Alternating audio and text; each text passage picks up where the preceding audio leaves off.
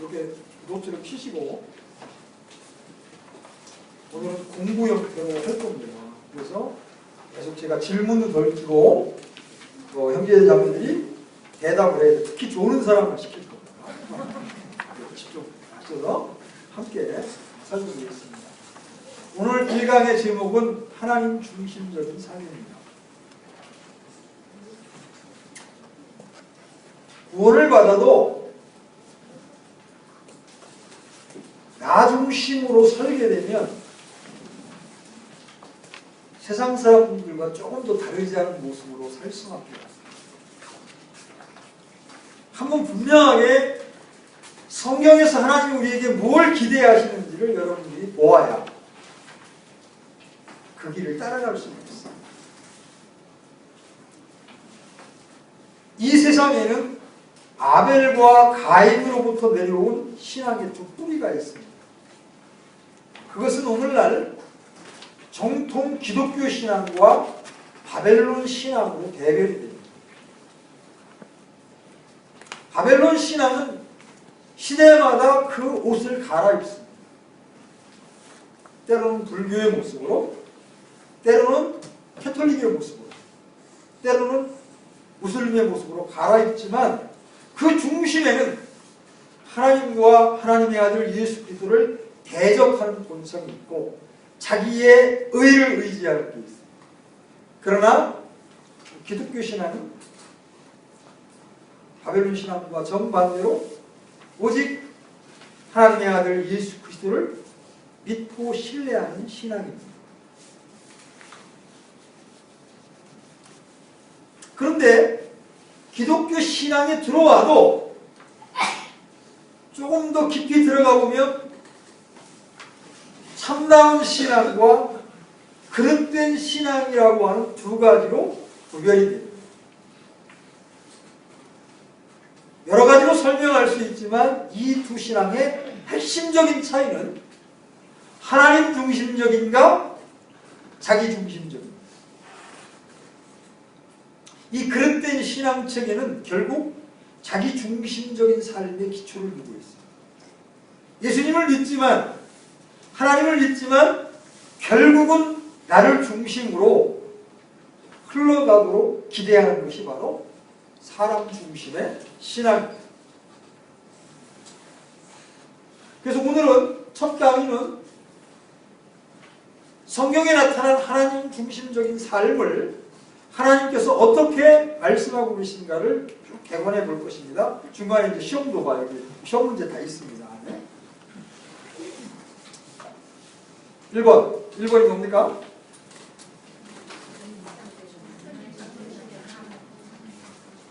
창조에 나타난 하나님 중심적인 삶.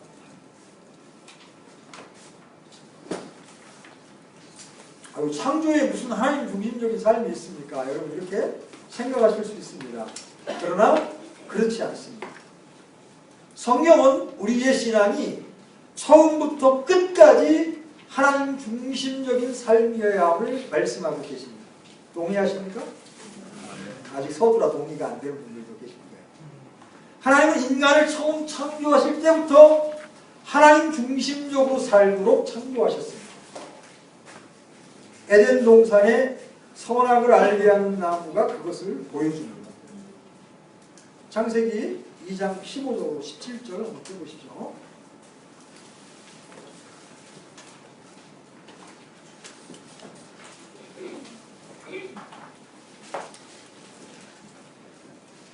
찾으셨으면 함께 읽겠습니다. 창세기 2장 15절로 17절입니다. 시작.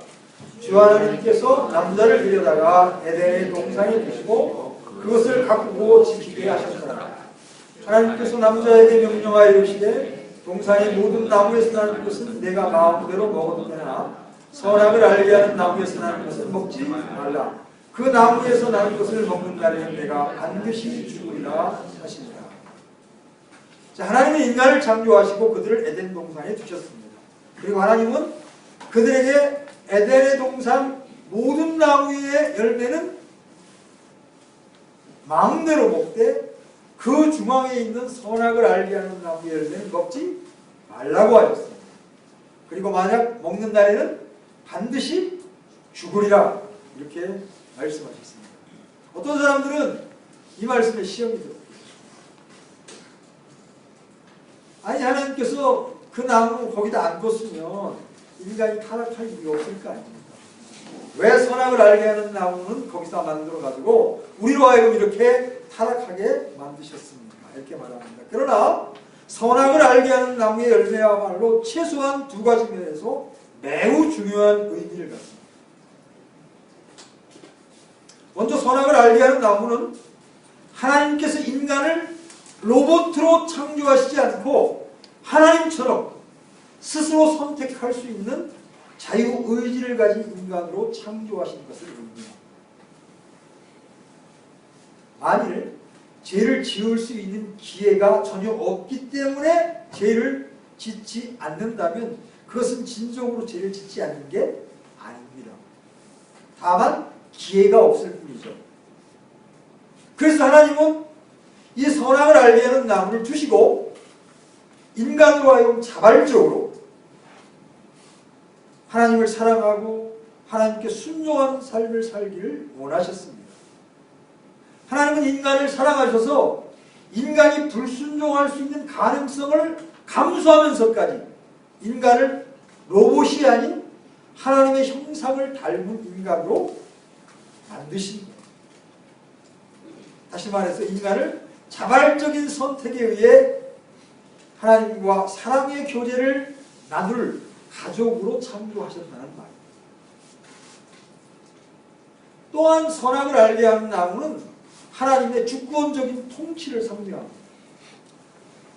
하나님은 처음부터 인간이 하나님의 주권적인 통치 아래서 살도록 의도하셨습니다.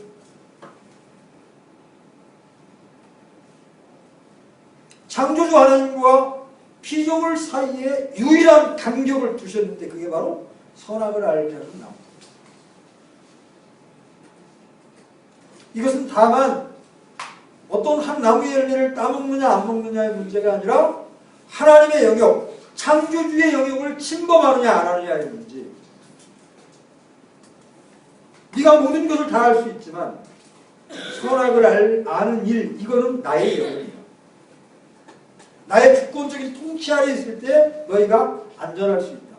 그런 의미로 에덴의 동산에 선악을 알게 하는 나무를 두시는 거예요. 그래서 창조 때부터 이미 하나님은 설계하시기를 우리 인간이 하나님 중심으로 하나님의 주권적인 통치 아래 있을 때 복되기로 설계를 하신 거예요. 2번.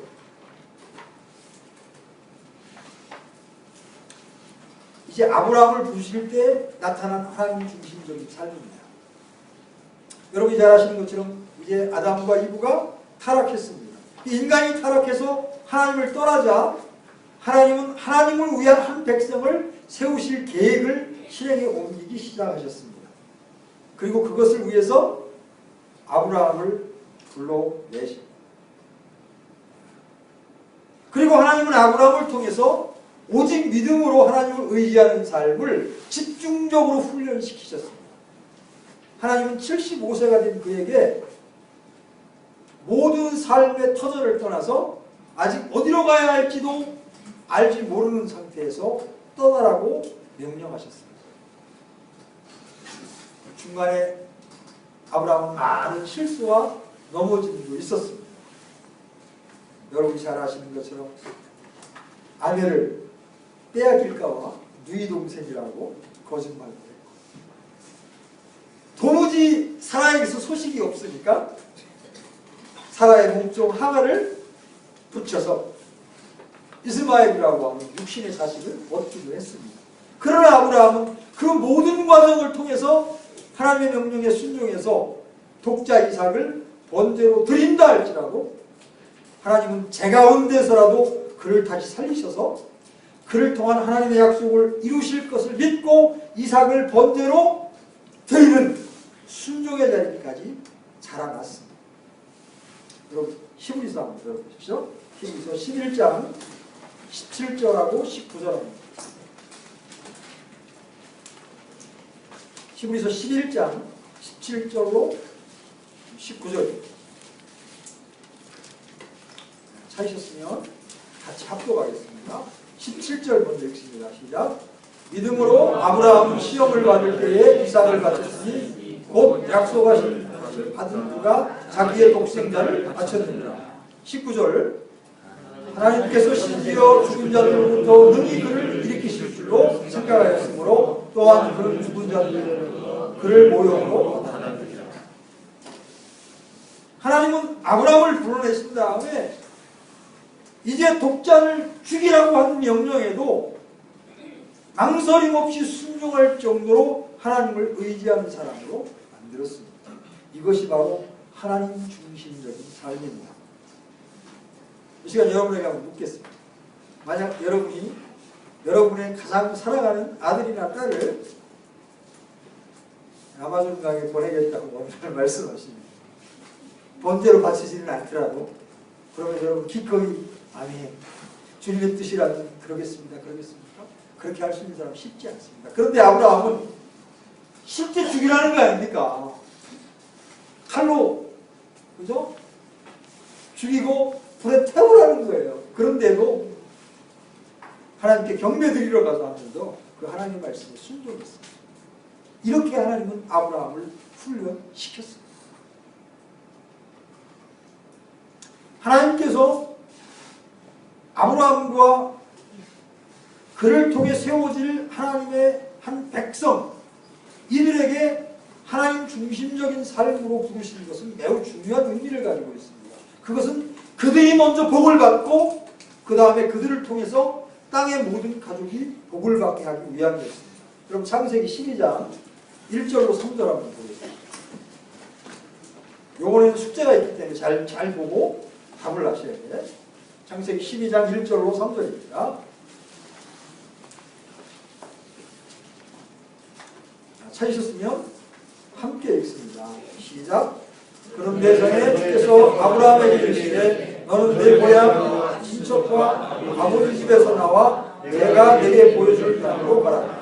내가 너로부터 큰 민족을 만들고 내게 복을 주어 내 이름을 크게 하리니 내가 복이 되리라. 너를 축복하는 자들에게는 내가 복을 주고 너를 저주하는 자에게는 저주를 내리니 내 안에서 땅의 모든 가족이 복을 받으리라 하셨다. 자, 여러분 이거 숙제합니다. 이 본문 말씀의 질문 1번. 하나님께서 아브라함을 부르신 것은 그에게 무엇을 주기 위한 것이었습니까? 복이죠? 자, 두 번째 질문.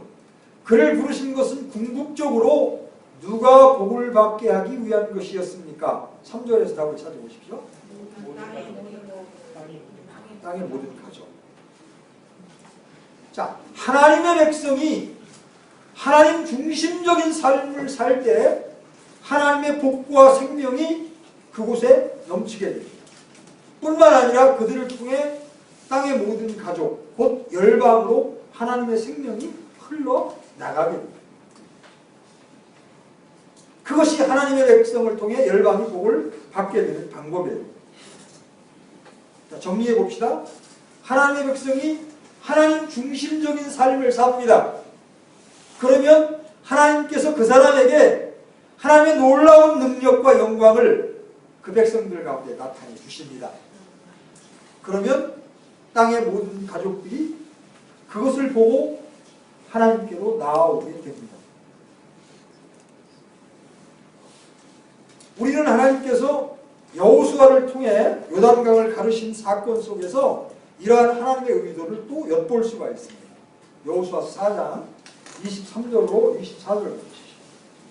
여러분의 교재에도 구절이 있으니까 그대로 읽으시면 됩니다.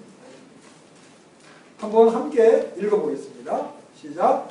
주 너희 하나님께서 우리가 지나갈 때에 홍해를 우리 앞에서 마르게 하신 것 같이 주 너희 하나님께서 너희가 건널 때까지 요르단의 물들을 너희 앞에 마르게 하셨나니 이것은 주의 손이 강력함을 땅의 모든 백성들이 알게 하려 하셨으며 또한 너희가 주 너희 하나님을 영원토록 두려워하게 하여 하시리라 하라 하니라. 본문 안에서 또 여러분에게 질문이 나갑니다. 두 가지. 하나님께서 이렇게 기적적인 방법으로 이스라엘로 하여금 요단강을 건너게 하신 이유 두 가지를 여러분 한번 밑에다 기록해 보십시오.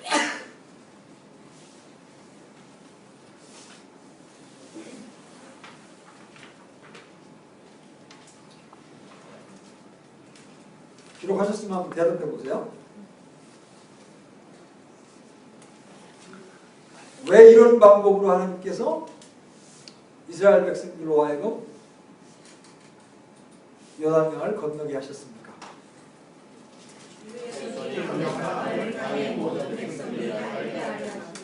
또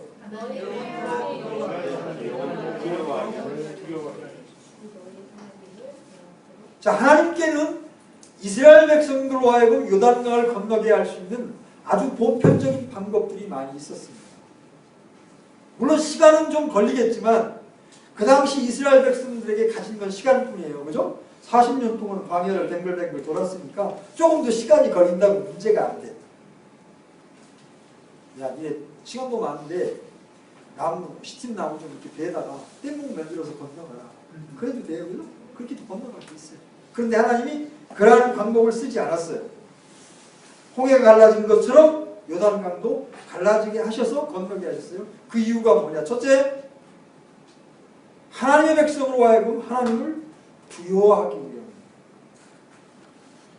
두 번째는 땅의 모든 백성으로 하여금 하나님의 그 전능하신 손을 알게 하기 위함이었습니다. 즉 그들이 하나님의 이 능하신 손을 보고 하나님께로 돌아와 복을 받게 하기 위함이었습니다.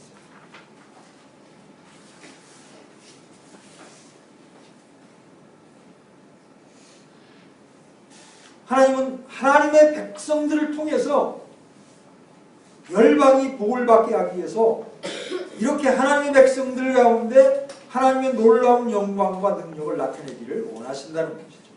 그런데 하나님께서 하나님의 영광과 능력을 하나님의 백성들에게 나타내기 위해서는 하나님의 백성들이 하나님을 전적으로 의지하고 하나님께 전적으로 순종하는 일이 있어야 된다는 거죠. 즉 하나님 중심적인 삶을 살아야 한다. 그래서 하나님 아브라함을 부르시면서 그에게 집중적으로 하나님 중심적인 삶을 살도록 훈련시키셨던 겁니다. 세 번째, 슬슬 졸릴 시간이고요. 밥 먹을 시간이고요. 세 번째, 이스라엘을 부르실 때 나타난 하나님 중심적인 삶입니다.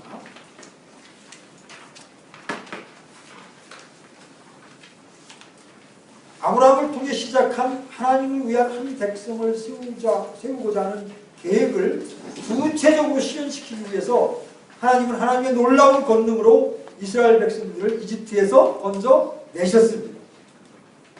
그러면서 하나님은 그들에게 무엇보다 하나님 중심적인 삶에 대해서 말씀하셨습니다.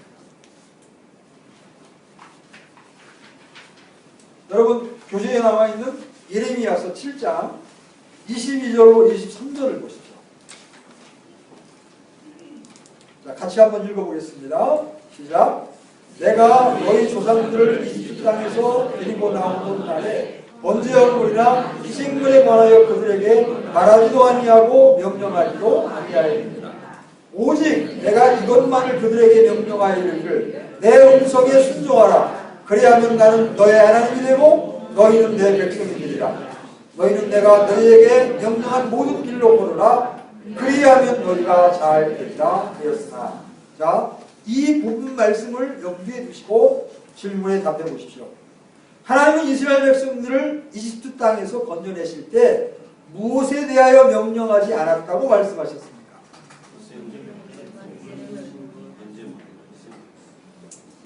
그러면 이제 두 번째 질문으로 넘어갑니다. 여러분은 그 말의 의미가 무엇이라고 생각하십니까?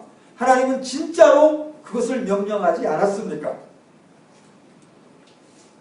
하나님은 정말 번제나 희생을 드리지 말라고 하셨나요?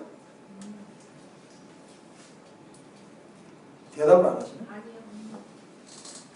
자, 그럼 세 번째 질문. 하나님께서 이스라엘 백성들을 이집트에서 인도해 내실 때 그들에게 명령하신 내용은 무엇이었습니까?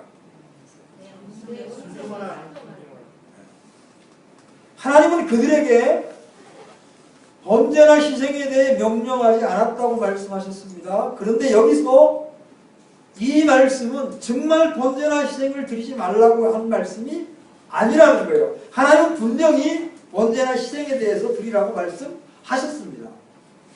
여러분이 출애굽기나 레위기나 민수기를 보면 그 사실을 잘 알 수 있습니다. 그러면 이 말씀은 무슨 뜻이에요? 이 말씀은 하나님께서 그들에게 명하신 주된 것, 가장 핵심적인 것이 번제나 희생이 아니었다는 거예요. 그것보다 더 중요한 것이 뭐예요? 하나님은 그 무엇보다 그들이 하나님의 음성을 듣고 순종하고 하나님의 모든 길로 행하라고 명령하십니다. 다시 말해서 하나님은 그들에게 무엇보다 하나님 중심적인 삶을 살 것을 명령하십니다. 아울러 하나님은 그들이 하나님 중심적인 삶을 살 때 그들에게 복과 생명이 넘칠 것이라고 말씀하시는 거예요. 하나님이 이스라엘 백성을 이집트에서 건져내시면서 여러 곳에서 그렇게 말씀하셨습니다. 여기 출애굽기 그 밑에 출애굽기 19장 3절로 6절 한번 같이 보겠습니다. 함께 읽습니다. 시작. 모세가 하나님께 올라가니 주께서 산에서 그를 불러내시되 너는 이같이 야곱에게 말하고 이스라엘 자손에게 보아라. 내가 이집트 사람에게 행한 것과 또 내가 복수이 날에게 너희를 실어 내게로 데려온 것을 너희가 보았느니라.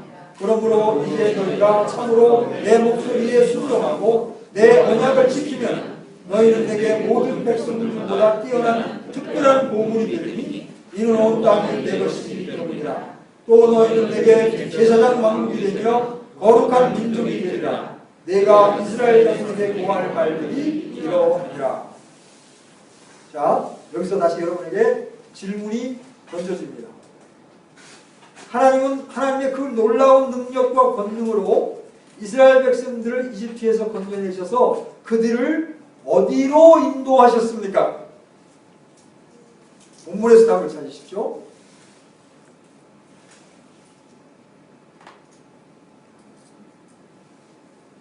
여러분 얼핏 생각하면 광야로 인도하셨죠. 가나안 땅으로 인도하셨죠. 그럴 수 있어요. 근데 본문에서 여러분 어디로 인도했다고 말해요? 네개로. 여러분 이 부분을 주목하세요. 하나님은 이스라엘 백성들을 하나님께 인도하셨다고 말씀하십니다. 아멘? 이 말씀은 하나님과의 친밀한 교제로 그들을 부르셨다는 말입니다. 이것이 하나님께서 이스라엘 백성들을 이집트에서 건져내신 가장 주된 목적이었어요. 그런데 하나님과의 그런 인격적인 교제가 없이 번제나 희생을 드리는 것, 이사야서를 보면 나 싫다.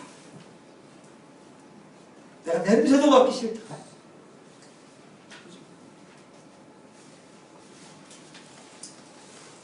그래서 하나님은 그들에게 하나님의 목소리를 청종하고 순종하고 하나님의 언약을 지키라고 명령하셨습니다.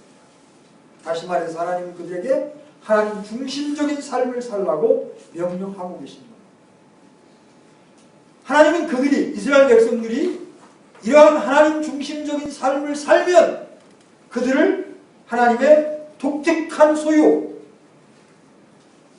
제사장 왕국, 거룩한 백성으로 삼으실 것이라고 말씀하셨습니다. 이것이 하나님께서 그들에게 약속한 복이고 하나님의 생명이었습니다. 신명기 30장 15절로 16절 봅니다. 그 밑에 바로 밑에 있죠? 자, 함께 읽습니다. 시작. 내가 이날 생명과 복과 또 사망과 화를 내 앞에 두었나니 그런즉 내가 이날 내게 주 내 하나님을 사랑하고 그분의 길들로 걸으며 그분의 명령과 법규와 판단의 법도를 지킬 것을 명령하노라. 그리하면 내가 살고 번성하며 또 주 내 하나님께서 내가 가서 소유할 땅에서 내게 복을 주시리라. 질문 첫 번째, 하나님은 이스라엘 백성들 앞에 무엇과 무엇을 두셨습니까?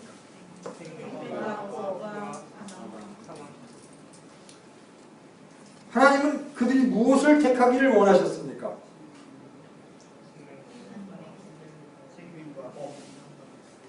그들이 생명과 복을 택하는 길은 무엇이었습니까?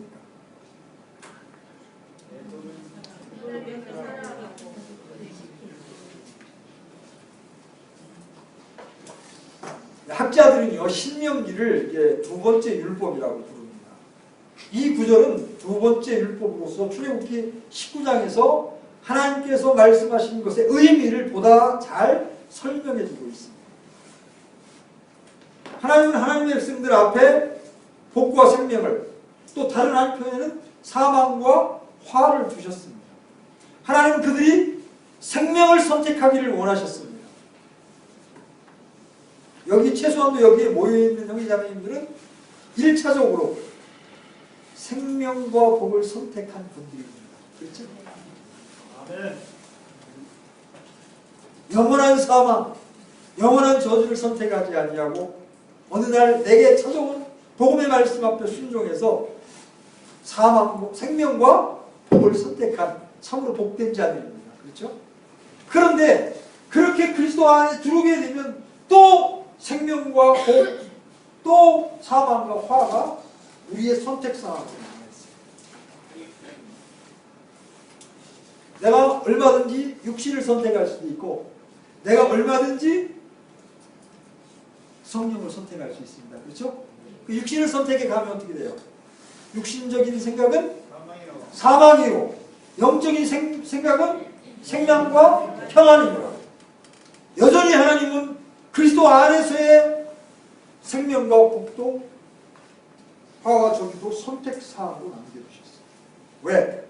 아까 말씀드렸지만 하나님은 우리를 로봇으로 만들지 않고 자유의지를 가진 하나님 형상을 닮은 사람으로 만드셨기 때문에 그렇습니다. 본 구절에서 하나님의 생명을 선택하는 길을 세 가지로 말합니다. 첫째, 하나님을 전 존재로 사랑하는 것. 두 번째, 하나님의 모든 길로 행하는 것. 세 번째, 하나님의 명령과 법규와 판단의 법도를 따라가는 것.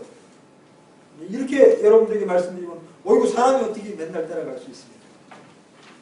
예, 실수할 수 있습니다. 실패할 수 있습니다. 그래서 하나님께서 또 속죄의 길을, 은혜의 길을 열어놓으셨잖아요. 우리 신약 성도에게는 자백이라고, 그죠? 돌이킬 수 있는 기회를 주셨잖아요. 문제는 우리 마음 중심이 하나님을 전 존재로 사랑하고 있는가, 하나님이 보여주신 길이라면 따라가겠다는 결단을 가지고 있는가, 이게 중요합니다. 그렇게 갈 때 하나님은 우리에게 생명을 허락해 주시는 거예요. 하나님이 이스라엘 백성들을 이집트에서 건져내면서 그들에게 하나님 중심적인 삶을 살도록 명령하셨습니다. 그들이 하나님 중심적인 삶을 살 때 그들에게 하나님의 모든 생명과 복이 넘쳤습니다. 반면에 그들이 하나님의 모든 복들을 버리고 하나님을 떠났을 때 어떻게 됐습니까? 자신들이 개, 돼지 취급하던 이방인들의 손에, 북왕국 이스라엘은 아시리아의 손에, 남왕국 유다는 바벨론에 끌려가 형편없는 모독을 당했습니다. 하나님은 당신의 이름이 모독을 당하는 것을 감수하고서라도 당신의 백성을 이렇게 징계하시고 훈련시키시는 분이십니다.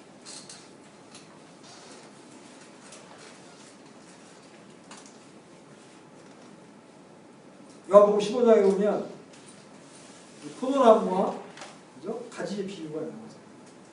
나는 포도나무요, 너희는 가지니. 자, 열매를 맺는 게 하나님 앞에 영광을 돌리는 길이고 하나님 중심적으로 사는 것인데 열매를 맺지 못하는 이유가 뭐예요? 아주 간단합니다. 우리가 하나님께 온전히 붙어있지 않다. 하나님의 모든 길로 행하려고 하지 않는다는 거예요. 하나님을 전적으로 사랑하지 않는다는 거예요. 그렇기 때문에 열매가 없게 됩니다. 열매가 없을 때 하나님은 그 포도나무 가지를 어떻게 하세요? 잘라내서 불에 던지십니다. 자, 네 번째, 예수님의 삶 속에 나타난 하나님 중심적인 삶입니다. 예수님이야말로 이 땅에서 유일하게 그리고 완전하게 하나님 중심적으로 산 사람이었습니다. 예수님은 우리의 신앙과 사역과 삶을 위한 온전한 모델이십니다. 그렇죠? 또 그분은 우리의 모델이실 뿐만 아니라 우리의 목표이기도 합니다. 하나님께서 우리를 빚으시되 예수님의 형상을 담도록 빚으시기 때문입니다. 그런데 예수님은 철저하게 하나님 중심적인 삶을 사셨고 철저하게 하나님 중심적인 삶을 가르치셨습니다.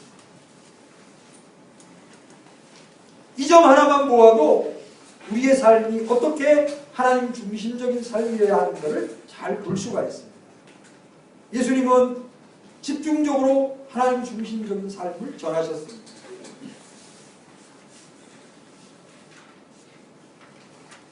주님이 어떻게 하나님 중심적으로 살았는지는 나중에 2강에서 자세히 다룰 겁니다. 그분이 우리에게 요구하신 게 뭐냐면, 여러분 혹시 누가복음이 그 밑에 기록되어 있나요? 다음 장에? 네, 있네요. 누가복음에 보면 예수님이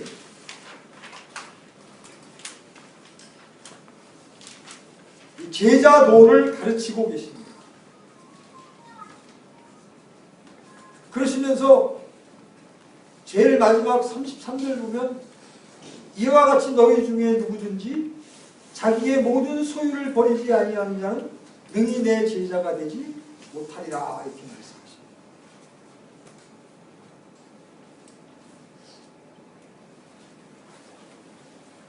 예수님은 우리가 예수님의 제자가 되려면 무엇을 버리라고 말씀하시냐면 나 자신과 가족과 재산까지도 하나님의 주권 아래 내려져야 한다고 말씀하고 계십니다.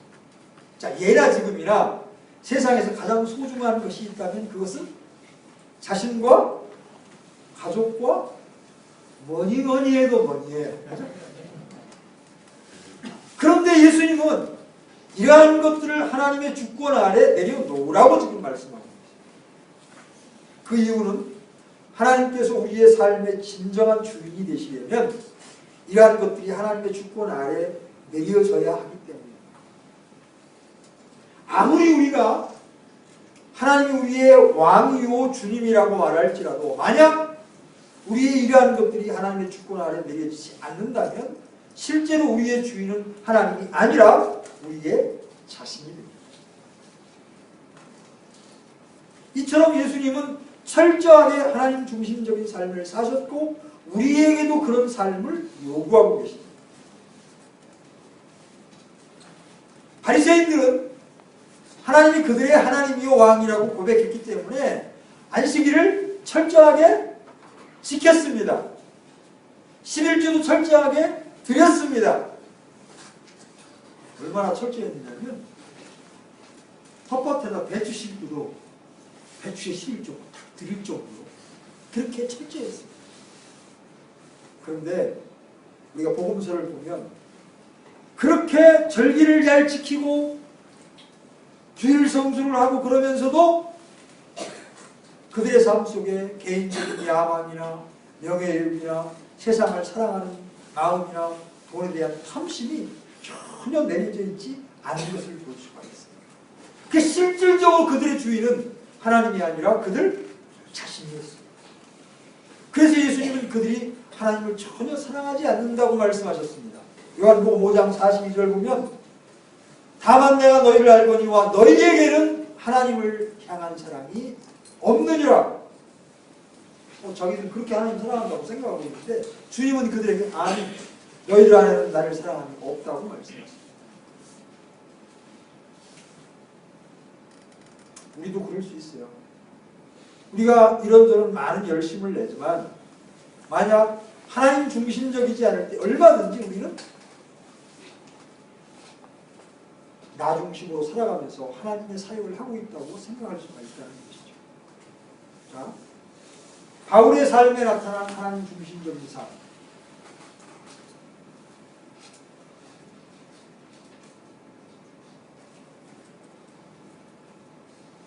제가 시간 때문에 이렇게 건너뛰고 있어요. 바울은 고린도 교회 성도들에게 감히 자신을 따르는 자들이 되라고 기억납니까? 도대체 바울이 어떤 삶을 살았기에 이런 말을 할 수가 있는 겁니다. 빌립보서 먼저 1장 20절 같이 보겠습니다. 함께 읽습니다. 시작. 나의 간절한 기대와 소망에 따라 내가 아무 일에든지 부끄러워하지 아니하고 항상 그러하였듯이 지금도 온전히 담대하여 살든지 죽든지 내 몸에서 그리스도를 높이고자. 이것이 바울의 인생이었습니다. 살든지 죽든지 그리스도를 높이는 것이 그의 삶의 목표였습니다. 그래서 그는 그리스도를 위하여 모든 것에 손실을 입고 그것들을 단지 배설물로 여길 수가 있었어요.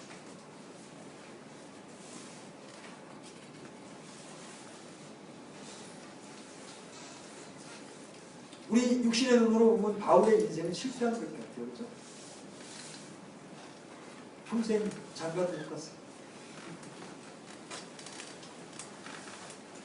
복음자로 돌아다니는 데마다 얻어맞습니다.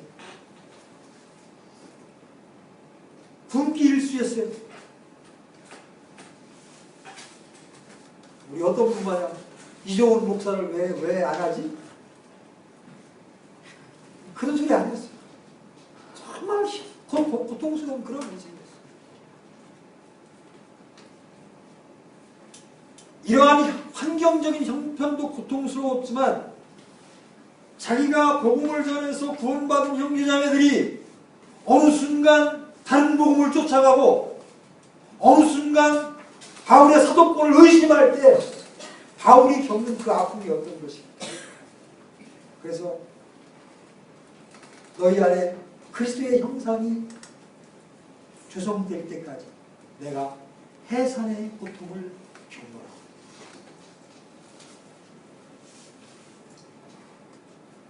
그만큼 사도 바울은 하나님 중심적인 삶을 살았습니다. 그러니까 사람의 눈에는 비참하고 사람의 눈에는 참 고통스러운 인생을 살았지만 그는 어떻게 고백합니까? 항상 기쁘다.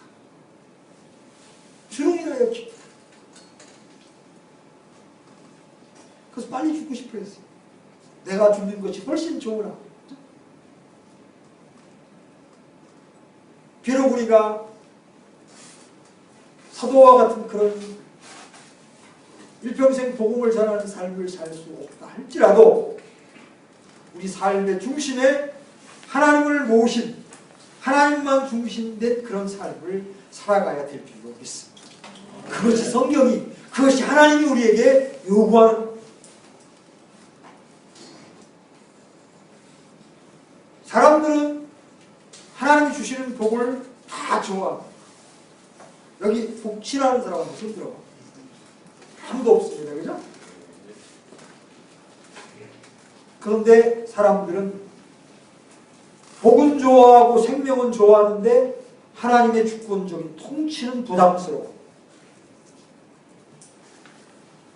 사람들이 하나님께 나오기를 꺼려하는 주된 이유가 무엇입니까?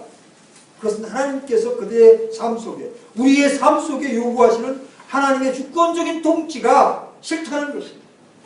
부담스럽다는 것입니다. 이것은 자연인에게만 있는 현상이 아니에요. 구원받았다고 하는 하나님의 백성 가운데에도 그런 사람들이 많습니다. 넘쳐나고 있습니다. 그러나 여러분들이 기억해야 할 것 한 가지. 하나님 중심적인 삶에만 모든 하나님의 생명이 넘친다는 것입니다. 여러분이 하나님의 생명과 복 가운데 거하기를 원하십니까? 그러면 여러분이 하나님 중심적인 삶을 사셔야 합니다. 하나님 중심적으로 살려고 하는 사람에게 하나님의 은혜와 평강과 생명이 넘치게 되는 거죠.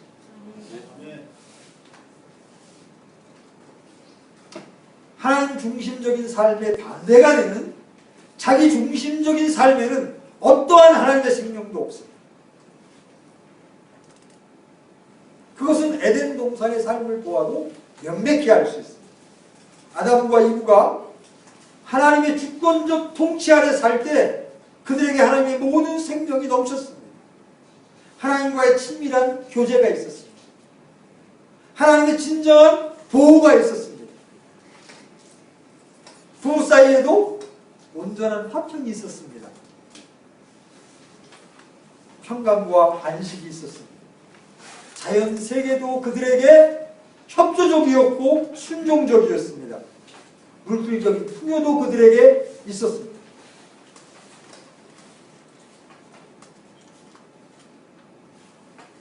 그런데 그들이 선악을 알게 하는 나무의 열매를 따먹고 인간 중심적인 삶으로 옮겨졌을 때 그들에게 찾아온 것이 무엇입니까? 물론 궁극적으로는 사망이죠. 그러나 그들 평생에 그들을 따라다닐 것이 무엇이었습니까? 결핍이죠. 불화잖아요. 수고와 땀 흘리기잖아요. 우리가 이미 살펴본 출애굽기 19장 3절로 6절, 신명기 30장 15절로 16절, 예레미야서 7장 22절로 23절과 같은 구절 중에서 하나님이 반복적으로 말씀하고 계신 내용이 무엇입니까? 그것은 하나님의 백성이 하나님 중심적으로 살 때 거기에 생명과 복이 넘친다는 거예요. 그리고 그들을 통해 하나님의 생명과 복이 열방으로 흘러간다는 것입니다.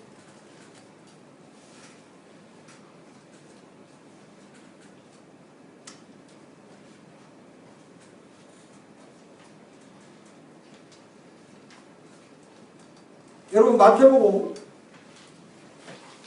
11장 28절로 30절 보시죠. 이 바울의 삶에 나타나는 하나님 중심의 삶 바로 위에 있는 건데 여기 구절은 안 나와 있으니까 여러분 성경을 찾으셔야 합니다. 마태복음 11장 28절로 30절입니다. 찾으셨으면 함께 읽겠습니다. 시작.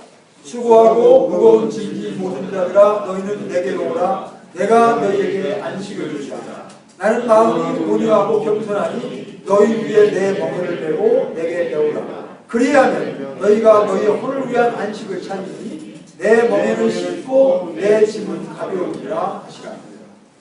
자, 여기서 이 본문 말씀에서 질문이 나갑니다. 첫째, 예수님은 수고하고 지친 영혼들에게 무엇을 약속하고 계십니까?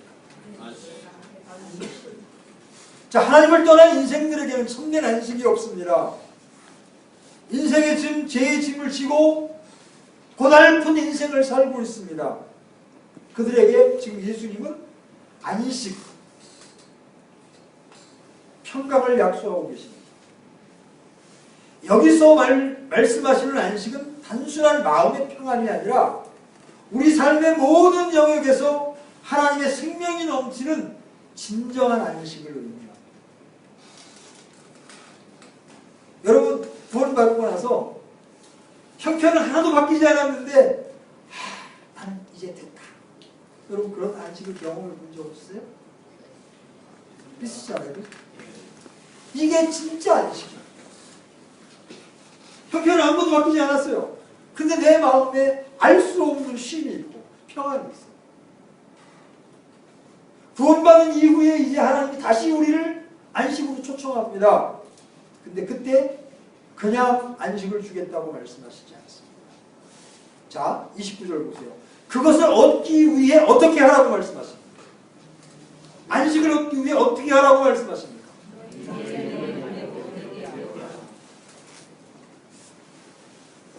나는 마음이 온유하고 겸손하니 너희 위에 내 멍에를 메고 내게 배우라. 그리하면 너희가 너희 혼을 위한 안식을 찾으리라. 자, 예수님과 멍에를 메고 배운다는 얘기가 뭡니까? 이게 지금까지 우리가 다루고 있는 하나님 중심적인 삶을 살라는 것입니다. 예수님과 함께 멍에를 쥐고 같이 가라는 것입니다. 그 안에 참다운 안식이 있다고 주님이 말씀하시는 겁니다. 그 주님과 멍에를 매는 그곳에는 들어가지 않으려고 하면서 하나님 안식을 주시옵소서, 평안을 주시옵소서. 그것은 마치 산에 올라가가지고 숭늉을 찾는 것과 똑같다. 그런데 우리는 그러한 짓을 너무나 많이 하고 있다는 거예요.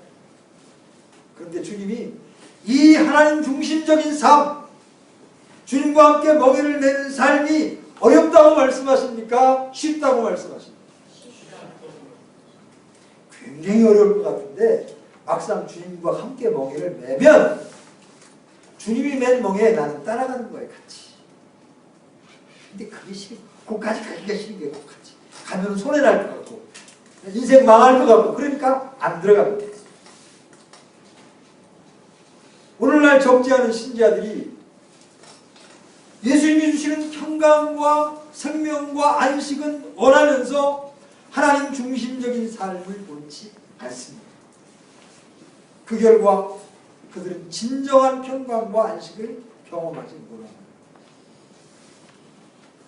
예수님께서 우리에게 주기 원하시는 평안과 안식과 생명은 예수님만이 우리의 진정한 주가 되시는 하나님 중심적인 삶을 살 때에만 가능한 것입니다.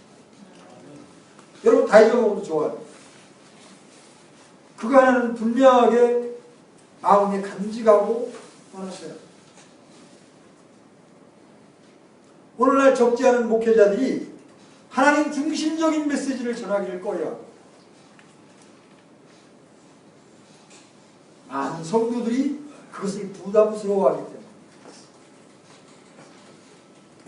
얼마 전에 친구 사역자를 한번 만난 적이 있어요. 저한테는 영적인 많은 도전을 주는 그런 형제님입니다.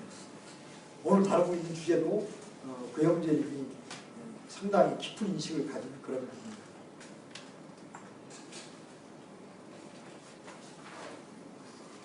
교파교회 목사님들도 이제 사역자 수련회를 자주 갔습니다.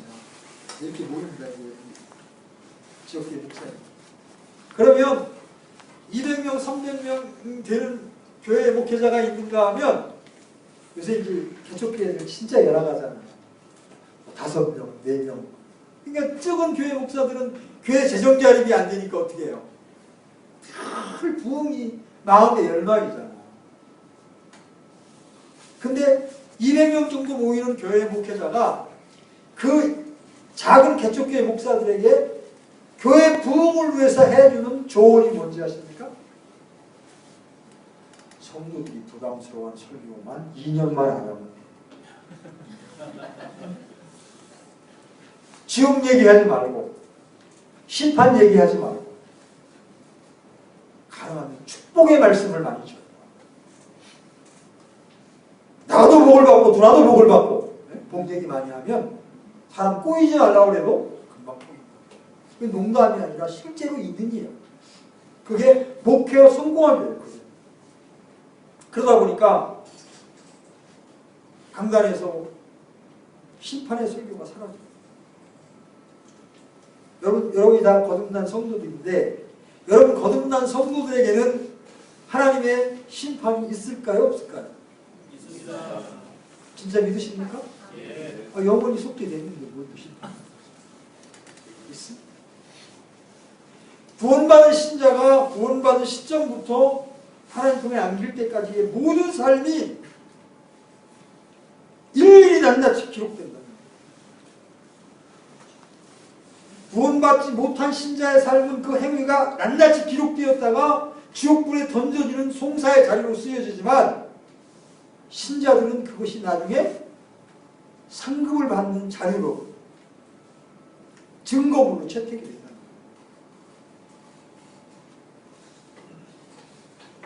그러니까 여러분들이 남은 인생을 하나님 중심적으로 살 건지 여러분의 욕망을 따라 여러분의 원함을 따라 살 건지 여러분들이 선택하되 뭐 하나는 분명히 알고 선택해라. 신자에게도 그리스도의 심판석이 기다리고 있다. 내가 선택하는 것 하나, 내가 말하는 것 하나가 다 하나님 앞에 기록되고 있고 계수되고 있다는 사실을 여러분이 알고 선택을 해야 한다. 아니, 춘향이도 이두영의 말을 약속을 기다리고 좀 수청 한 번만 들면 따뜻한 방에서 비단 이불을 덮고 산해진 밀을 먹을 텐데도 그 이두영 말 한마디 믿고 좋은 감옥에서 차고 차고 정규를 지키고 있잖아요. 이두영의 말은 그냥 인간의 말이었어요. 그러나 하나님이 약속하신 말, 네가 참으면 왕노로 타리로다. 이거는 신실한 말씀이잖아요. 거짓말하실 수 없는 하나님의 말씀이잖아요. 네가 이 땅에서 나를 위해서 핍박을 받고 나와 더불어 고난을 받으면 내게 생명의 면류관, 의의 면류관 주겠다는데 신자라는 사람 관심 없어요. 하나님 보시면 얼마나 답답합니까?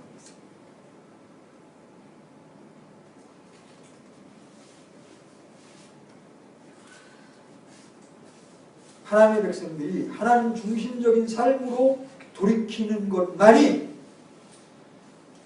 정말 보람있게 살 수 있는 길입니다.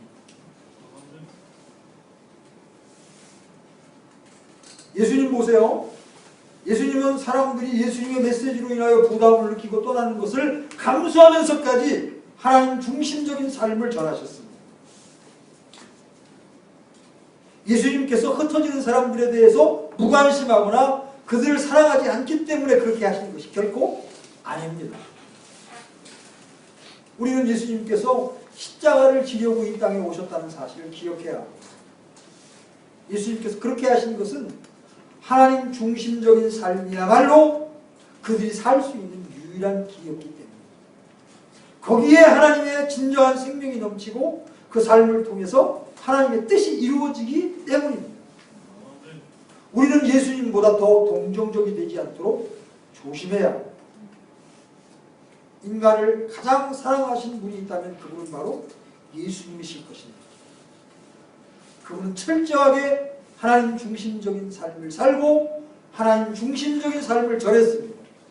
우리도 당연히 먼저 하나님 중심적인 삶을 살 뿐만 아니라 하나님 중심적인 삶을 전해야 됩니다. 그럼 내가 먼저 그 삶을 살지 않는데 다른 사람에게 전하는데 그것이 무슨 능력이 되겠습니까? 그죠? 이 말씀을 준비하면서 저도 많은 부분에 돌이킴이 있었어요. 내가 주님 앞에 살지 않으면서 어떻게 형제자매들에게 그렇게 살아야 됩니다. 그렇게 사십시오. 그렇게 말할 수 있겠습니까? 자, 결론을 맺겠습니다. 우리의 올바른 신앙은 처음부터 끝까지 하나님 중심적인 삶입니다. 성경의 맨 첫 구절인 창세기 1장 1절부터 주어는 하나님입니다. 그리고 이것은 성경 전체에 걸쳐서 사실입니다. 성경은 하나님과 하나님께서 하신 일, 그리고 장차 하실 일들에 관한 책입니다. 이미 하신 일은 예수님이 십자가에서 다 이루신 속죄사역입니다. 그렇죠? 그리고 현재 그분은 우리를 위하여 중보사역을 감당하고 계십니다. 아멘?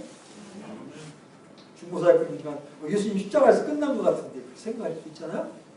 여러분 요한일서 2장 1절 한번 들어보세요.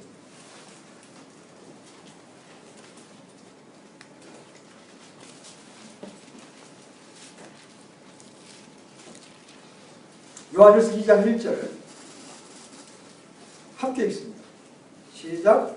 나의 어린 자녀들아, 내가 이것들을 너희에게 쓰는 것은 너희가 죄를 짓지 아니하게 하려 함이라. 만일 누가 죄를 지어도 우리에게 아버지와 함께 계신 변호사가 계시니 곧 의로우신 분 예수 그리스도시라.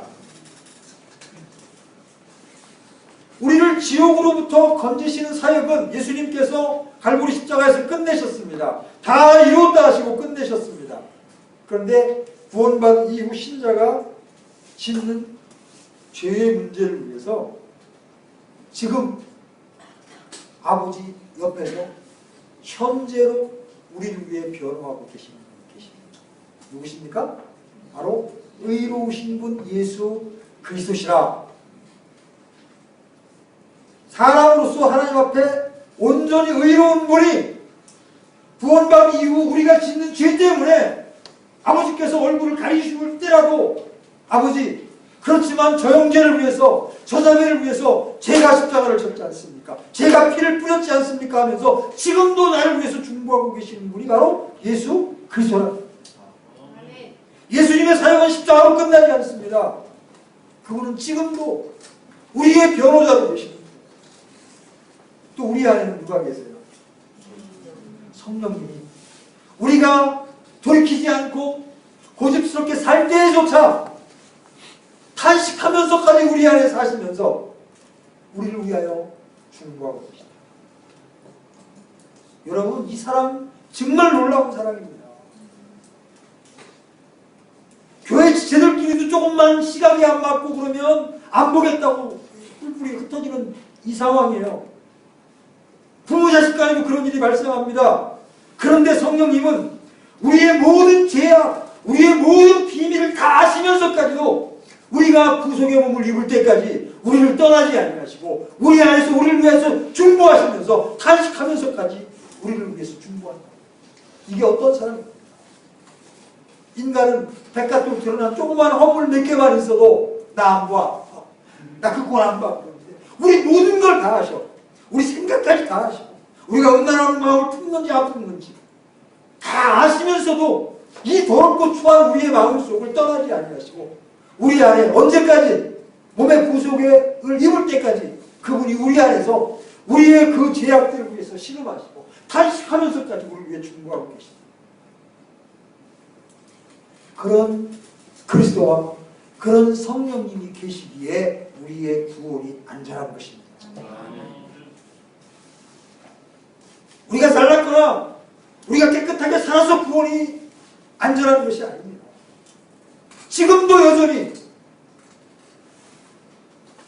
그리스도와 성령께서 십자가를 신뢰한 그 믿음 하나 보시고 우리를 위해서 탄식하시고 중보하고 계시다.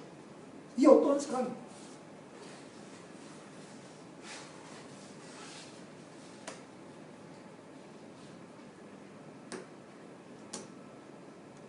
그뿐입니까? 주님이 이제 재림하시면 어떻게 됩니까? 주님이 공중 재림하실 때 우리가 어떻게 됩니까? 다 잊어버려. 주님의 재림은 두 번에 걸쳐 이루어지죠? 공중 재림과 기상 재림으로 나눠지죠. 그렇죠? 공중 재림이 오실 때 그분이 공중에서 우리를 부르시면 그 안에 그리스도의 생명을 가진 사람들이 어떻게 돼? 호련히 변화돼. 어떤 몸으로 변화돼? 썩을 몸이 썩지 않을 몸으로, 천한 몸이 영광스러운 몸으로, 연약한 몸이 강한 몸으로. 여러분 관절염 걱정하지 마시고 세상에 어디 갔어요? 여러분 무릎 세워지는 거 걱정하지 마세요. 우리 모시님 걱정하지 마세요. 주님 오시면 천사와 같은 몸, 영광스럽고 강한 몸으로 호연히 변화되어서 주님과 영원히 함께 할 것입니다. 아멘. 주님 지상주님이 오실 때 우리는 그분과 함께 내려와서 이 땅에서 그분과 함께 우리가 고난에 동참했다면 이 땅에서 그분과 함께 통치하리로다. 왕노릇하리로다. 여러분 지금 우리 실력 가지고는 군의원도 못해. 시장은 고사하고 국회의원은 고사하고 군의원도 못해. 그런데 내가 이 땅에서 아무것도 배운 게 없고 가진 게 없지만 주님을 사랑하고 온 존재로 주님을 열망하고 그분의 뜻에 순종하는 삶을 살게 되었을 때 주님 오시면 통치하는 자리에 앉게 된다는 것입니다. 이렇게 주님은 성경의 주인공으로 우리를 이 복되고 영광스러운 자리, 생명과 복의 자리로 우리를 부르고 계신다는 거예요. 그러면서 하나님 우리에게 요구하시는 거예요. 네 중심이 아닌 내 중심으로 살면 살아있을 때도 네 안에 생명과 평안이 넘칠 것이고 내세에서도 나와 더불어 통치하는 자가 되리라. 여러분 이런 삶을 살기를 갈망하십니까? 네. 이 시간 잠시 머리 숙이셔서 하나님 앞에 여러분의 소원을 하나님께 아뢰는 시간을 갖도록 하십시다.